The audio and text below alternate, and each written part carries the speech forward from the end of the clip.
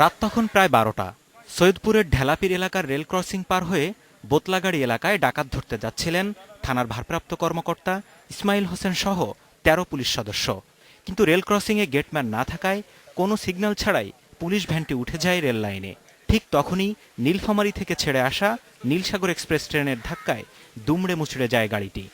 আগে গেটম্যান ছিল, ইদানিং কোনো গেটম্যান নাই। গেটম্যান না থাকার কারণে এই দুর্ঘটনাগুলো ঘটতেছে। তাছাড়া দুই পাশে বাঁধঝাড়ের কারণে কখন ট্রেন আসতেছে, কখন ট্রেন যাইতেছে আমরা সাধারণ মানুষ দেখতে পারি না। ঘটনাস্থলেই নিহত হন একজন, আর পরে হাসপাতালে মারা যান আরও ৩ জন। ওসি সহ আহত বাকি ৯ জনকে চিকিৎসা দেওয়া হচ্ছে রংপুর মেডিকেল কলেজ হাসপাতালে। তাদের মধ্যে একজনের অবস্থা আশঙ্কাজনক। নিহত পুলিশ সদস্যরা হলেন শামসুল, মাহিদুল, শরীফুল ও ফারুক। গাড়ির মধ্যে যাচ্ছে, ওই সময় ওই দিকে ট্রেন আসতেছে, ড্রাইভার বুঝতে পারলো। যখন গাড়িতে উঠছে তখন দেখি ট্রেনটা আমাদের গাড়ির সাথে একেবারে, আর কিছু বলতে পারি। এদিকে রংপুর মেডিকেল কলেজ হাসপাতালে সময়মতো চিকিৎসকদের না পাওয়ায় ক্ষোভ জানিয়েছেন আহত পুলিশ সদস্যদের স্বজনরা। ওনার কি চিকিৎসা হচ্ছে না? কোনো চিকিৎসা হচ্ছে না। কোনো ডাক্তার নেই এখানে।